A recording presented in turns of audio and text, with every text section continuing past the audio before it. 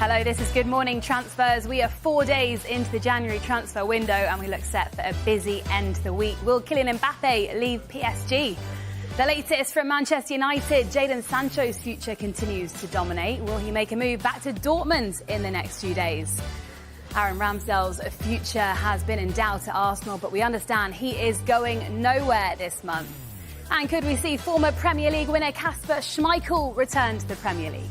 So, loads to get through. First up, we'll discuss Manchester United. At 9:15, we will review the back pages and have the latest from Arsenal. At 9:30, we'll take a look at what the teams at the bottom of the table have to do. And then at 9:45, the latest from Tottenham as they hope to sign a defender. And joining me to talk about all of that, we have Harriet Pryor, Flex and Sam Abasaki. Good to see you all. Good to have you all on Good Morning Transfers this morning. And to those of you watching on the Sky Sports Premier League YouTube channel, good morning to you as well. Well, before we get to Manchester United, we start with some quotes from PSG's Kylian Mbappe. Speaking to reporters last night, he revealed this. With the agreement the President and I reached this summer, whatever I decide, the club is protected ahead of the challenges to come. That is the most important thing. Back in 2022, I did not know all the way up until May. If I knew what I wanted to do, I should not drag things out. That would make no sense. I haven't made any decision on my future.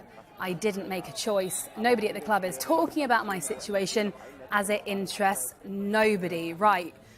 What do we read into all of this, Sam? I think he still doesn't really know what's going to happen with his future. But at the same time, I think because PSG seem to be in a better financial situation, if there is a possibility of him leaving free, it won't necessarily affect them the way that it would have when he was going to leave in 2022 or before then. I think it's clear that Real Madrid is the destination that he's going to go to. No matter what other teams have rumoured, he's made it pretty clear. The club knows. I think his teammates probably know it as well. But yeah, I think he's got his immediate future on PSG. And depending on what they do in the Champions League and maybe in the league as well. But yeah, I don't think that's made his future any clearer. I can't believe he's still saying he hasn't made a decision. That's what astounds me, because we feel like we talk about this every single transfer window we come into and we think, what's going to happen with Kylian Mbappe? For PSG, you have to think their worst case scenario is losing a player of his pedigree for free, because he is now in a position where he's got 6 months left in his current contract. He has got the option to extend it for a year. It's usually the club that can trigger it, but he himself can decide whether he wants to extend it a year. If he doesn't decide to do that, he's now free to talk to clubs outside of France and say, OK, where can we negotiate a deal? So if Real Madrid is still his desired destination, and he's still saying, well, actually, I haven't decided that yet. Do you think he's just maybe playing it a little bit safe at the moment, keeping all his options, all his avenues open? But PSG, they don't want to lose him on a free. They don't. And the way that they're run, especially with the decimation of sort of the globetrotter effect they had with Messi and obviously Neymar's long-term injury gone as well. It's just him. He's the focal point and in this new look PSG. But make no mistakes, in my opinion, I think Mbappe knows exactly where he wants to go. You're not having those quotes. No, I'm not having it. I think he knows exactly where he wants to go, when he wants to do it. And he's just playing it cool, and he's just trying to just taper down any expectations, taper down the noise. But this is Messi and Ronaldo are now coming to the end of that, and it's ready for the likes of Mbappe, the likes of Bellingham. It's set. I just don't think he's going anywhere now. So he's just like, the future's uncertain. I'm not leaving in January, so just don't ask me any questions. Exactly. We'll decide in the summer. We'll ask you in May. Yeah. It's not ruled out, is it? Move to the Premier League. He could end up playing in England. You never know. Maybe. Never know. Right, we will keep a close eye on Mbappe. But for now, let's get to Manchester United. And Borussia Dortmund want Jadon Sancho to join them on their training camp in Marbella next week. Negotiations continue over a 6-month loan deal. Right, Flex, would this be a good move for both parties? I think so. But at this stage, it's completely untenable between him. Why are you smiling? Sorry. Why are you smiling? No, we spoke a lot about this, Chelsea to buy him. No, I'm just waiting to hear what you have to say about I've never seen him smile at me that much. It's like he's enjoying that this situation's happening, the Chelsea fan. No, but in all seriousness, it is time. I've never seen you smile that much. Exactly. I could ask about some of your buys. No, it's right, Flex, the question. Come on, Sancho. No, in all seriousness, it really is time that there is a solution to this. Both parties need the solution to happen. And I've been saying, actually, in the lead up to this happening, which I think it really will happen, It's actually a really sad situation because Jadon Sancho was so highly touted, such an exciting signing. You know, one of the best wingers in Europe at the time, absolutely smashing it with an up-and-coming Bellingham, an up-and-coming Haaland at the time, and it looked like such a good coup for Manchester United. And the situation that happened with Erik ten Hag, I think it just can't be reversed. And especially now, there has to be this solution whereby he's been out of the team, he's on huge wages. There hasn't been a resolution in terms of Sancho being asked to say sorry and vice versa, and Sancho not feeling like he's getting what he wants back from the club. Clearly, they can't come to an amicable conclusion, and this is the best way that they can do it. Jadon Sancho is going to get the chance to go back to somewhere where he knows, where he's just come from, be comfortable, and Manchester United can start to unpick what that looks like, life without him, which is definitely going to put Manchester United at a loss. But it's definitely the right solution, considering the situation Man United are in. Yeah, I think it's slightly a lose-lose situation for United. And that's because if he does go to Dortmund and he does well, and let's say he gets 10 goals, 10 assists, he's going to look at his situation and say, Erik ten Hag, this is why you should have been playing me. And obviously he's still going to be a Manchester United player, but is he going to go back into that situation and say, a manager that wasn't able to, really put me back into a squad when our forwards are struggling, you're struggling to find wide men with confidence and you didn't play me in a time where, yes, the situation around the thing that he put on Twitter and all of that stuff. That was the main thing, Sam. It became less about the ability of the player and the availability of the player, and Ten Hag not wanting to compromise on principles while he's trying to build a new culture. And he has come under some criticism about whether or not he should have went public with that situation. My personal opinion is I don't think he threw Sancho under the bus. I think he just made a valid point in terms of saying, based on this week's training, he hasn't been selected. Now, there's things going on behind the scenes of which Sancho took exception to. But I think we can all agree, that how he then tried to handle it meant that the only way back, regardless of your ability or how bad or good the team's doing, was to put it right and say sorry to start making amends. That didn't happen, so I believe it only left Erik ten Hag with one choice. I don't think... But even making that public makes it more of a difficult situation because, like you said, the situation happened, it unfolded in front of the public, and in those type of situations, we spoke about it before, it's better for it to be handled, in the training ground, in meetings where we can say, OK, cool, I'm still one of your highest paid players, one of the players that you want to revolve the team around.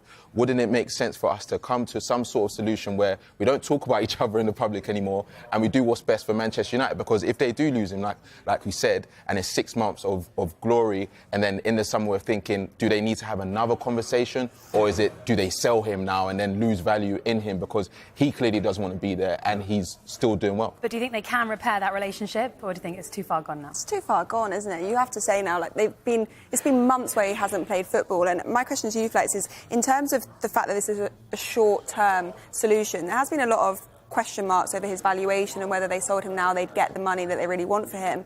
Do you think this is a strategy by Manchester United to say, look, go and play your football, prove that you're still capable of playing at the highest level, then you can come back and we can sell you for a permanent transfer? Because for me, from an external point of view, I'm thinking we talk about Manchester United needing a level of consistency, needing to build that behind-the-scenes consistency and a level playing field. Well, they're just creating more work for themselves down the line. But how do you feel? Do you feel like the short-term solution is better because then you'll get more money from him in the summer, or would you prefer now there to be a long-term resolution? Considering the situation that the player and the club find themselves in, this is the best solution for now. In the summer there was reports sort of claiming that any sort of deal to take Jadon Sancho away from Manchester United would have to come with a 50 million obligation to buy, because Manchester United want to retain some or recoup some of that fee, that the best part, £70 million that they paid for him a few years ago. But you're right, this is technically a short-term solution. In terms of the club, they're looking at it and saying, if he can go and play well in Dortmund, yes, from the outside looking in, it could look like, oh, Manchester United ruined him. Man United were the problem all along. However, the club will probably be looking at it like, right, he's back into the shop window, he's played some good football. Now we can actually demand some form of significant fee from Dortmund, who will clearly want the player, and the player will probably want to stay there. For Jadon Sancho, he gets a chance to start playing again, find his best form again. Maybe the Euros will probably be too much of a push for him. Who knows? You never know. He could absolutely tear it. He's absolutely loved him. He was getting in the England team consistently when he was there. So it's a challenge for Jadon Sancho. And to believe that player's still there. Exactly. I do. I think, and that's what's sad about this. I still think he's a very talented footballer, and I hope that he actually goes and finds his feet and reignites his career. Right, so looking like Jadon Sancho is on his way out of Manchester United. We do know Manchester United are looking for a striker, and Flex and Sam have been looking into some of the options, doing Erik ten Hag's work for him, haven't you? Yeah, we have, because we were talking a lot about, you know, Manchester United strikers and the fact that they haven't been in incredible form. 5 goals between all of the strikers. So obviously, when you look to the January transfer window, it would be a striker on the market. And these are the 3 of the players that we thought, you know, if Manchester United were really desperate or even in a position where they are able to attain someone, one of these players would be the ones. Absolutely. I think Manchester United find themselves in a similar situation to what they did last January. We all know how that went with Manchester United bringing in Wout Weghorst as a support striker, somebody to just fill in until the end of the season. FFP right at the top of Manchester United's sort of concern list, having to comply with that and making sure that they're above board. Obviously, Ineos have now come into the club with Sir Jim Ratcliffe, but how much funds are available now in the immediate? Not very much. So they're looking at low-cost options, people who are maybe not playing at their clubs, who can come in and fill a void. And Timo Werner, Eric Choupo-Moting and Guirassy are at the top of that list at the minute. Yeah, I think when you look at their stats that we'll see very soon, I think Guirassy is probably one of the players that you could look at in terms of what he's done this season. 14 games, 17 goals, 1 assist. I think when you look at stats, that is the type of player that you need. But you said it doesn't look like it could be that likely. No, I mean, Guirassy is reported to have a release clause of £15.2 million. And to be honest with you, that's £15.2 million more than Manchester United can afford during this point of the window. Of course, he's only second to Harry Kane in the league for goals, scoring 17 goals in 14 games, which is a fantastic return, a really exciting player. But it's just not feasible for Manchester United to get him out and to pay that money. Then you are looking at Timo Werner. Look, he had an indifferent time at Chelsea, did win the Champions League, but I think that big transfer was largely looked at as something that didn't really materialise into the potential that he had. And now he's gone back to Leipzig. And again, 8 games, 2 goals, has an exactly tore up.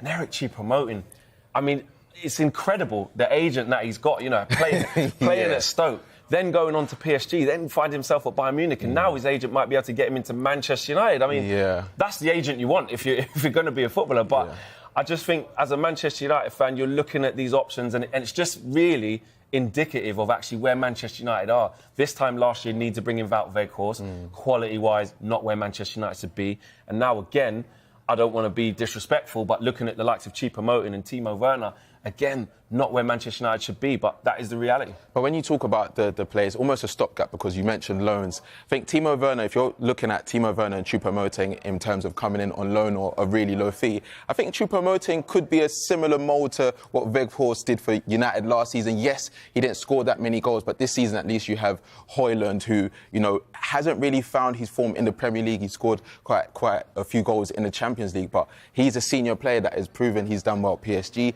at Bayern Munich when called upon. Yes, this season hasn't done that well, but I still feel like there's a player in there. What do you guys think? Do you think that any of these options, or do you reckon there's someone else?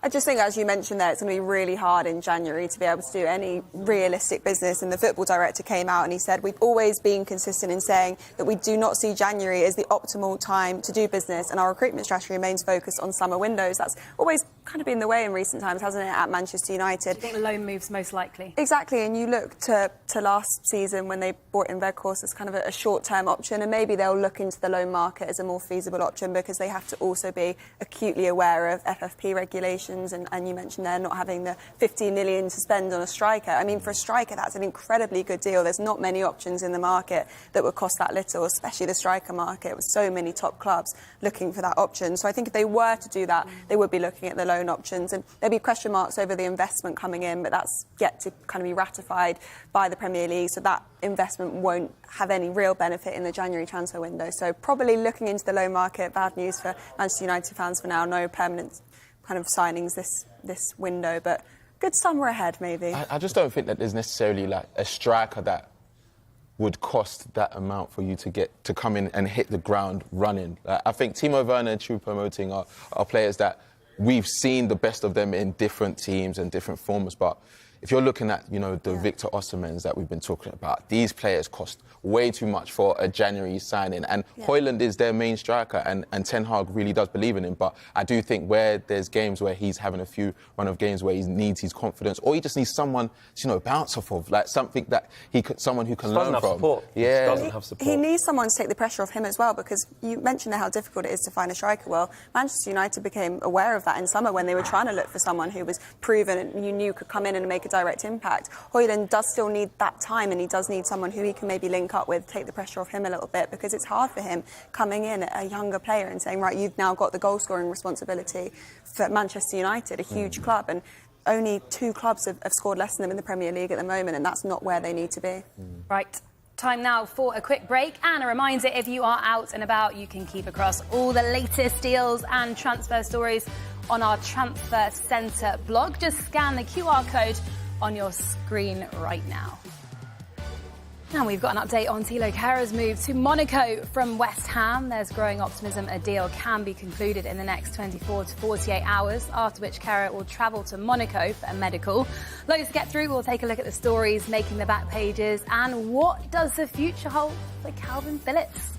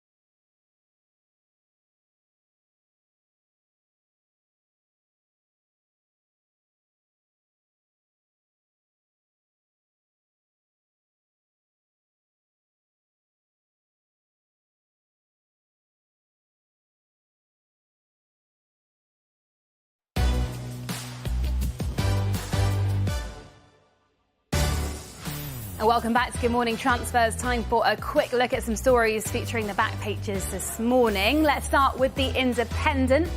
They're reporting that Bayern Munich are set to renew their interest in signing Fulham midfielder Joao Palhinha. They tried to sign him in the summer. Now onto The Standard, and they report that Manchester United are interested in signing Crystal Palace winger Michael Elise in the summer. And finally, in the Mirror, they're reporting Arsenal are prioritising a move for a left-back in January, but manager Mikel Arteta will likely have to settle for a loan deal rather than a permanent transfer. Well, that rounds up a few stories featuring in the newspapers. What about Calvin Phillips' future? Sam and Harriet have been taking a closer look. They can tell you everything you need to know. Well, yeah, as Alex mentioned, Calvin Phillips is set to be one of the big names heading into this January transfer window. Sam obviously got his big move to Manchester City, but how's it worked out for him since he's been there? I think it's probably gone in the opposite direction that he wanted it to. You know, obviously when you look at him coming into the Manchester City side, a lot of people questioned whether it was the smart move to go to. You know, Rodri is such a key member of their squad, and he's almost become immovable in their team. And ever since he's been in the team, he's struggled to get a few minutes. And even when Rodri's had a few games suspended or he's been injured, you've seen Bernardo Silva go there, you've seen Rico Lewis, you've seen John Stones go there. So you can tell that, you know, the trust isn't necessarily there for Calvin Phillips. But Pep Guardiola was very apologetic to him, saying in an interview that he said sorry to him many times, that he's a perfect professional, that, you know, it's unfortunate that he's not able to, you know, be a key figure in his team. He's only played 10 times this season with 2 starts. So that's not necessarily something that he would want as a player that's looking to be in the Euro squad for England. So it's been unfortunate, but it looks like there could be an opportunity for him to move away. Yeah, you talk about him there being a really professional figure, and that's something that Leeds fans will know all about, because if you think back to his time at Leeds, he was such an integral part of that team, and both in the Championship and the Premier League. In the Championship, he was named one of the players of the season in that team. He really was an integral figure, both as a defensive midfielder, and he showed his attributes in that way, and that's why Manchester City wanted him. But also as a leader, he really showed how professional he was, how he was always a really big voice in the changing rooms. And I think that's why Pep Guardiola speaks so highly about him, because, as you mentioned, he's literally apologising for not being able to give him game time, but maybe just stylistically there isn't a fit there anymore. But as I mentioned, showed what he was capable of at Leeds, so still someone who I think could go on and be successful. But which clubs do you think are interested in him, and where would he work well? Well, the 2 clubs that we're hearing are Newcastle and Juventus. Juventus are said to be the front runners. Obviously, they're second in Serie A at the moment. They have Weston McKennie out injured. Obviously, Pogba's out indefinitely. And I think they're looking to strengthen their midfield. They do have 2 defensive midfielders that they could potentially, you know, use it as well. But I think they see themselves in a position where they could strengthen. And Calvin Phillips, like we said, is a perfect professional. He's ready to go, and he wants to play consistent minutes so he can be in contention for that Euro squad. So that's one option. And then the other option is a team that we've talked about having a lot of injuries and almost sliding down the table because of these things. But if they were able to get a player like Calvin Phillips, it would be really good for them. And that is Newcastle as well. We've seen Tonali's obviously out. They've had a few injuries. Joe Willock is still currently out injured as well. Bruno Guimaraes is a player that has also been a key player for them, but looks like he's a little bit fatigued, you know, playing a lot of minutes, Champions League, Premier League, all the cup competitions. So I think Calvin Phillips has quite a few good picks, you know, Newcastle, Juventus, there's other clubs that are potentially interested. What club do you reckon he should go to? Yeah, it's not bad, is it, having a couple of the top clubs after you? We know that Gareth Southgate is a very loyal manager, and he really likes Calvin Phillips as part of his team, but you do need to think about his game time and whether he'll be match ready when he goes into the Euros as well. So I do think he just needs to go somewhere he's going to be guaranteed that game time. I'm not entirely sure that at Newcastle that would happen. What I do think is at Newcastle, if he came in, he would allow Guimaraes to play a bit higher up and in more of a creative role. He would come in and sit in a more defensive position. But you have to think Juventus riding high in the league at the moment, that's got to be a really attractive proposition as well. And maybe he thinks, I want a new challenge away from the Premier League, Italian giants, as you mentioned. So I do think that Juventus would be a really good option, but we will wait and see where he ends up. After the break, we'll take a look at what the teams at the bottom of the Premier League need to do. Will we see a former Premier League winner return to the league? And away from transfers, we'll be speaking live to the new World Darts Champion, Luke Humphries.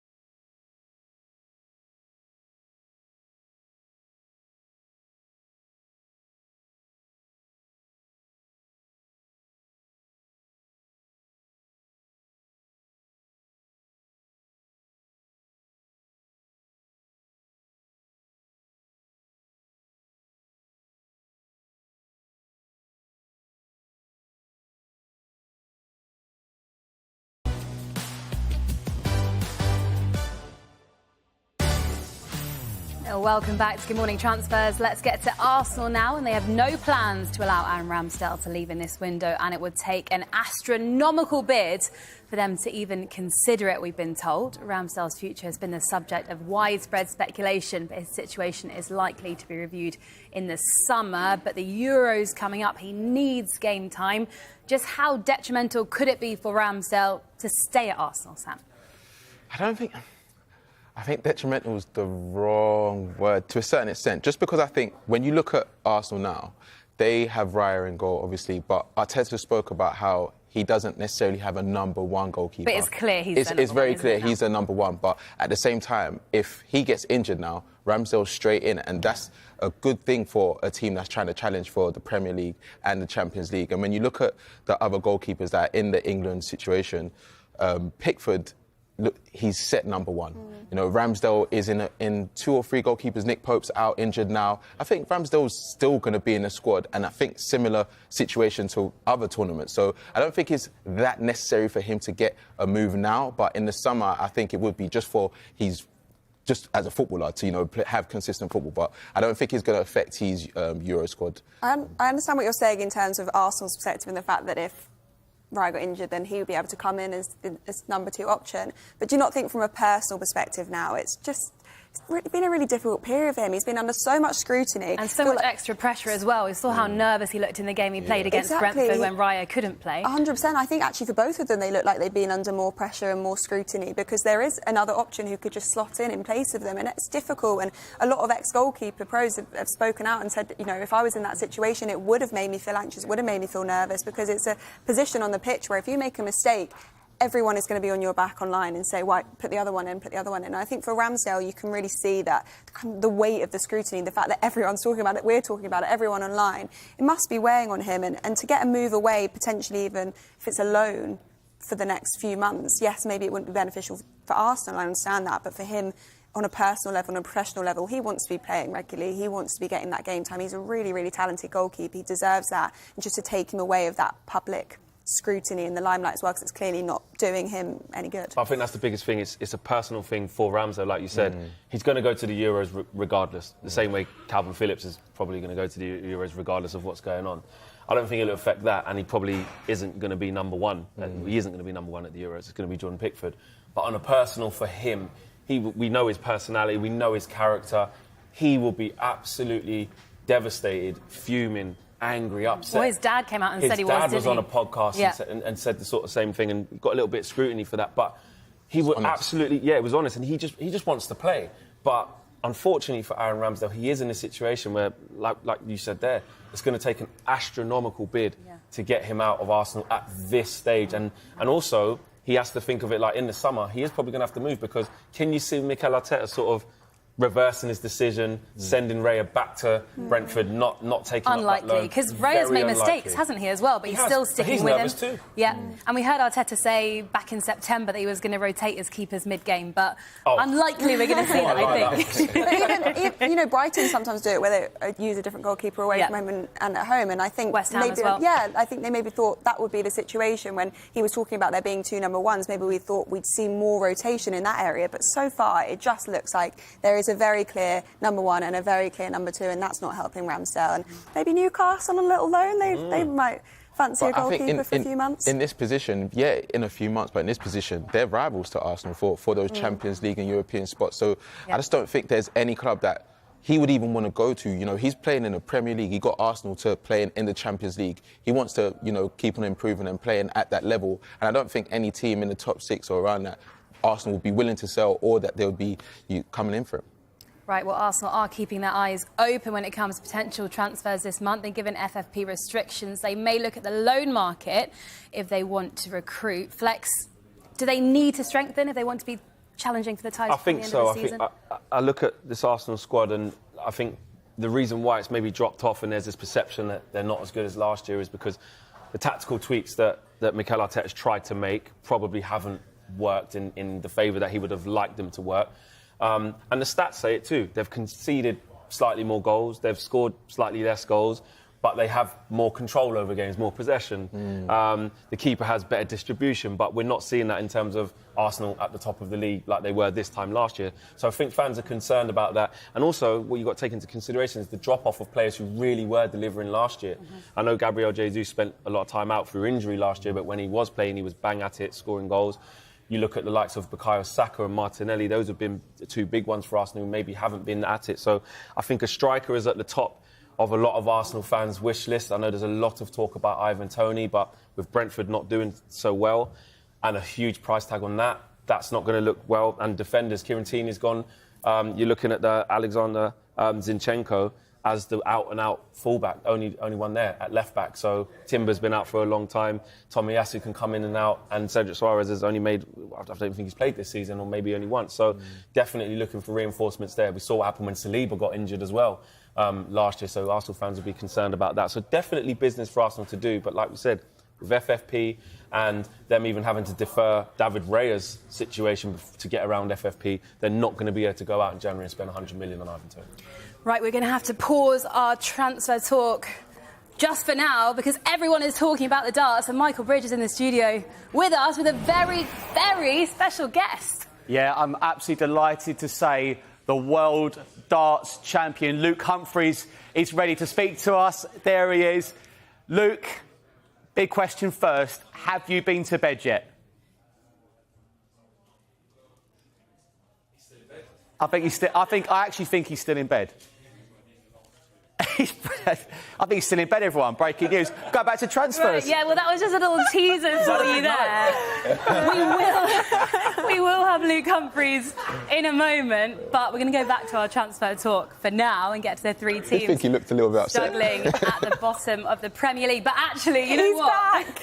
Luke Humphries is back, everyone. Let's go back to Michael. It's because you're world champion. You can't do this now. Luke, good to see you. Okay, there. Right, have you been to bed yet? Yes, I have been to bed yet. You know, I've had a good few hours, not as many as obviously I would have loved to have had. But, you know, obviously I went out last night and celebrated, you know, with my family, my friends, my sponsors, you know, my management. You know, these are moments that cannot be, you know, not celebrated. And, you know, I enjoyed myself last night, but not as much as I did on that stage. It was a fantastic final and it was a pleasure to be a part of. That was absolutely fantastic, wasn't it? Look, you've had a brilliant few months. I've been watching you in all of them. But this one, it just feels so different, doesn't it, to win the World Championship? It's the pinnacle of our sport. It's just everything every single, you know, player in this sport dreams of doing. It's being world champion. You know, as you know, Bridget, I obviously won many major titles in the last 3 months, but this one is, of course, the sweetest of them all. It's the one that will always live with me forever. You know, as long as I'm being a professional dart player, I'll always be known as a former reigning, you know, world champion. That'll always be my title now. And, you know, it's just something that is going to take a good couple of weeks before I can really comprehend of, you know, what I've really achieved. When Luke Litter went 4-2 ahead, what was going through your head? Were you starting to worry? He started to really push you, didn't he? Yeah, you know, I didn't have that panic in my mind because I still believed, you know, the way I've come back in other games throughout the tournament. But the way he was playing it, you know, it was getting to the point where I'm thinking, you know, he's going to have to start missing here because if he doesn't, then I'm in trouble. And he did, and he missed that one dart to go 5-2 up, and I managed to make it 4-3, and that was the pivotal turning point. You know, if he had gone 5-2 up, that adrenaline would have drained from my body, and I probably would have, you know, felt I've got an uphill task, and it's going to be really tough. But you know, I went into that break at 4-3, and then you know, I managed to reel off 4 incredibly great sets of darts at my A game. And I put him under incredible levels of pressure, and you know, it's such a great achievement for myself to go on and put on such a great performance in the biggest game of my life. Did you ever feel, hey, look, I'm the new world number one, or was it great to see so many new darts fans? We've had record viewing figures. We've seen everyone talking about it on social media, but did you ever think, what about me? You know, then thoughts never creep in my mind, of course, but, you know, it's important for me to go up there and say, like you just said, hey, I am world number one. You know, I can play good darts and, you know, don't write me off here. So, obviously, Luke has been a credit to the sport. He showed great maturity on such young shoulders. He's created a massive global following from so many, incredible celebrities and stuff, which is, massive and great for our sport. I think it's a sport that's growing at an incredibly rapid rate. So for me to just be involved in such a, incredibly high dramaed game was, really pleasing. And obviously to be, the winner of it, is even more incredible. But yeah, like you said, it was important for me to go out and put a statement out, being my first game as world number one. Obviously now world champion.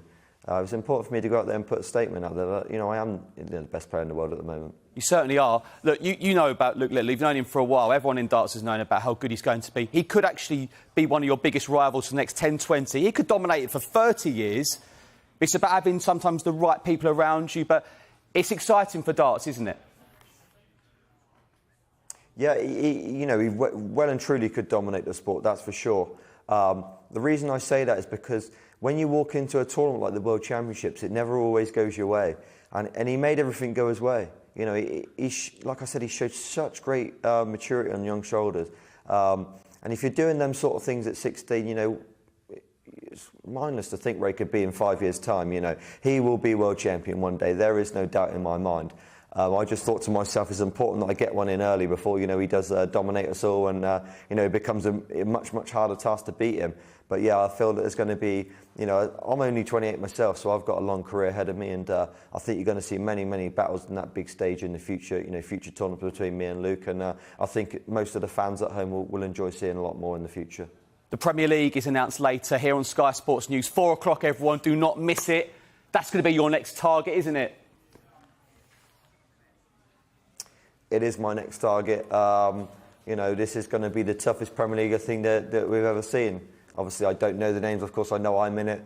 But, this is going to be incredibly, incredibly tough to win. That is definitely one of the, the things on my resume now that I'll need to tick off is being Premier League champion.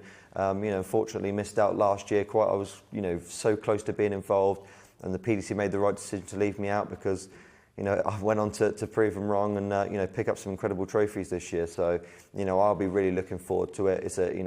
It's a spectacular for us as players. It's a, show-stopping event that all the players want to be involved in. And, I'm sure that the next 4 players that do get invited to this tournament, apart from the top 4, will be really looking forward to it as well. You've had so many well done messages. You've had the Prime Minister saying well done, but I know your favourite one will be Leeds United. I know you're a big Leeds fan. This is the transfer show.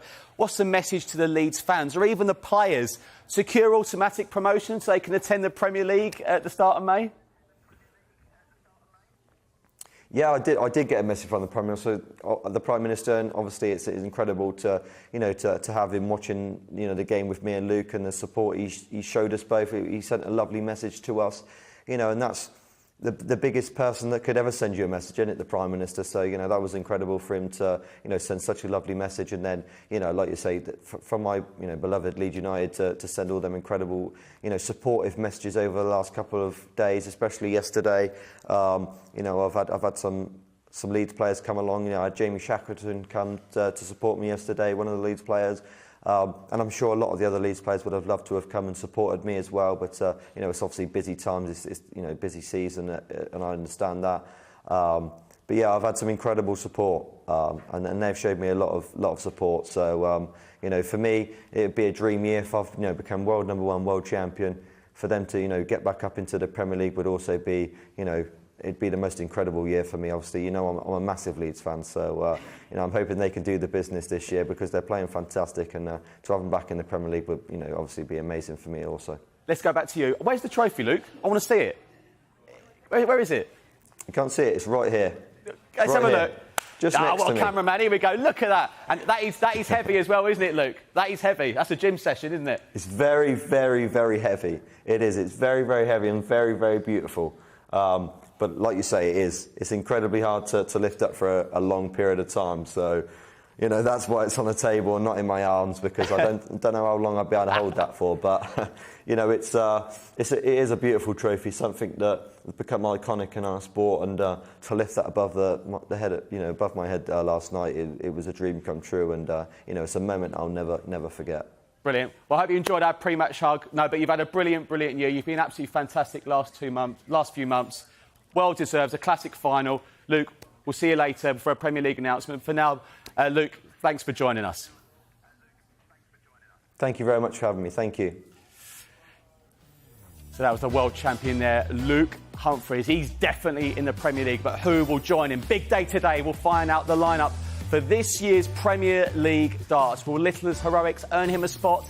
Find out 4 o'clock right here on Sky Sports News. Well, that was a very big trophy. A club that haven't won one of them for a while. Tottenham, they're trying to sign a new defender. We'll tell you who in a few minutes.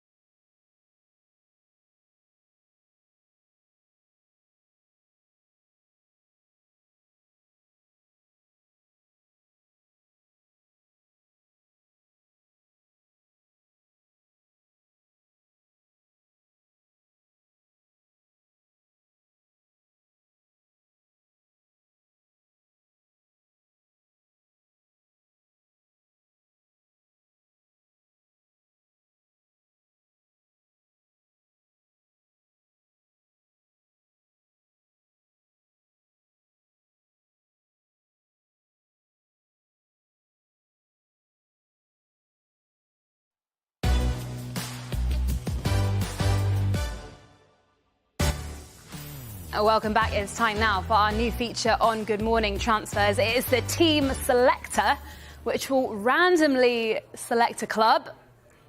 Let's go.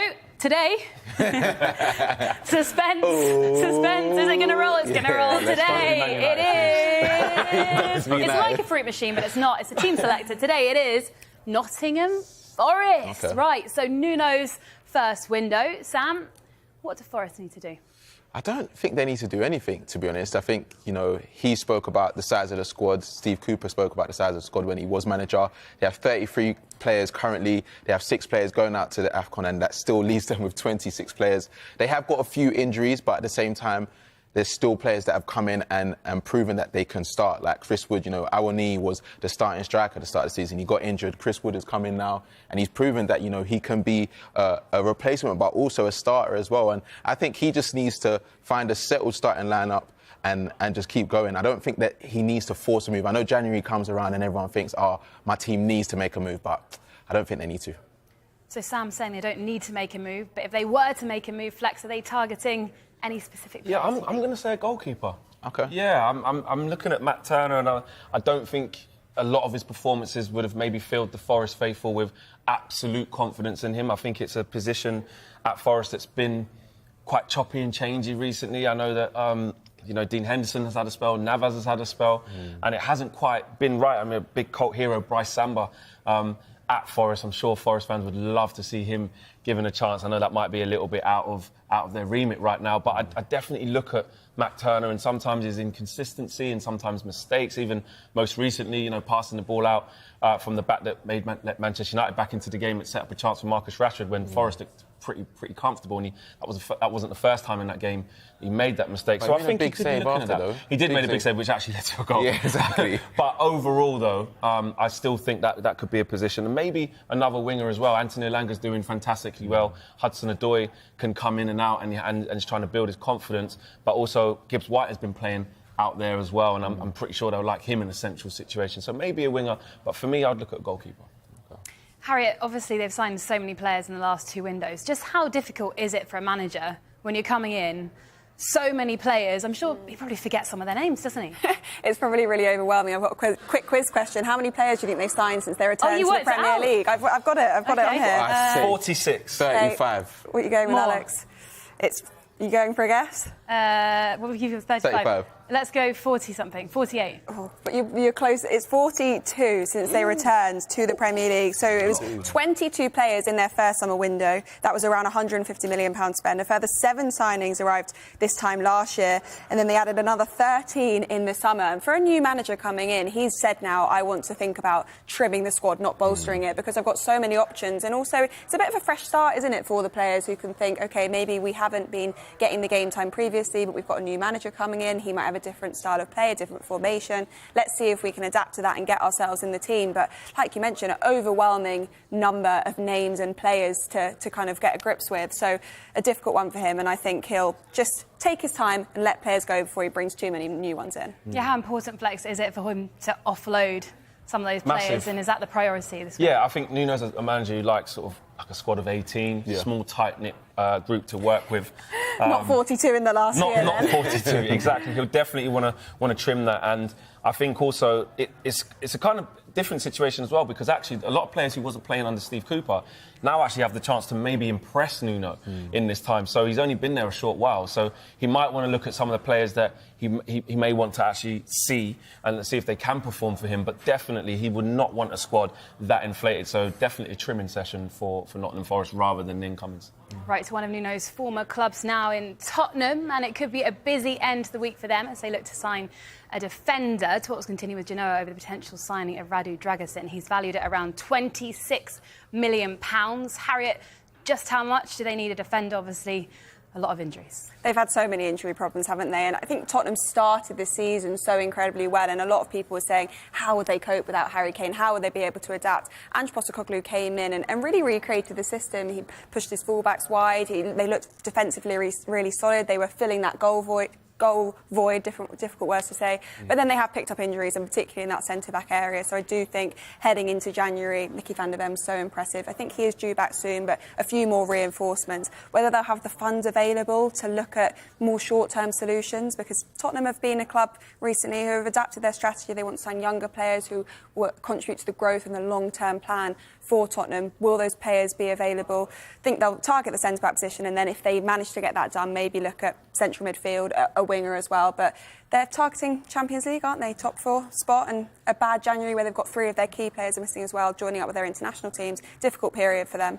There is talk about Conor Gallagher going from Chelsea to Spurs. Now, only Thiago Silva... He's smiling. Flex's turn to laugh now, isn't it? Only Thiago Silva has played more minutes for Chelsea than Conor Gallagher this season. his captain's side. Just how bad would this be for Chelsea, this move? I think it would be bad because, like you said, he's captain the side. He's an integral part to what Pochettino wants to do at Chelsea, and he said that so many times as well. But I think I can see both sides in terms of, in the summer, Gallagher was clearly not necessarily a part of the plans, even though Pochettino was talking about it because of the amount of money they spent on their central midfield. But at the same time, he's now proven his worth. And I think the amount of money that Chelsea do want, or the figure that they're thinking of selling him, I don't think Spurs would want to, lose that in January. So I don't think it's a deal that could happen. But yeah, for Chelsea fans, I don't think they would want to lose Gallagher because he's been so important. If Enzo Fernandez is worth 120 and Moise Caicedo worth over 100, what's Conor Gallagher worth? Because he's your best midfielder. Yeah, I know, but it's a team, it's a midfield. You've got to balance it out, and I think he adds the balance that Chelsea needs. So I think Pochettino has said he's important to the side, and he's definitely going to be one of the key players moving forward. Flex, what do you think? Break Sam's heart. Could Conor Gallagher go? You don't think he's going either? No, I think that would be an absolutely ludicrous decision for them to let him go. Pure profit, to though. Spurs. You've got to think of the financial aspect. It is part of the Chelsea model, though, to sell their youth academy graduates, prospects, etc., for really, really good money. So in the future, I probably expect to see it. But in January, he's literally been Chelsea's best midfielder. Right, that is, sadly, all we have time for now. But Good Morning Transfers is back at the same time tomorrow morning at 9 a.m. And we've got plenty more to come today from the team. Transfer Talk is here at midday, so we'll see you then. And for a full roundup of all the day's news, you can catch the Transfer Show tonight at 5 and 7 o'clock. And next up, it is the Football Show. Kevin Campbell joins Hayley McQueen live on the show. That'll be straight after the break. You won't want to miss that. Stay with us.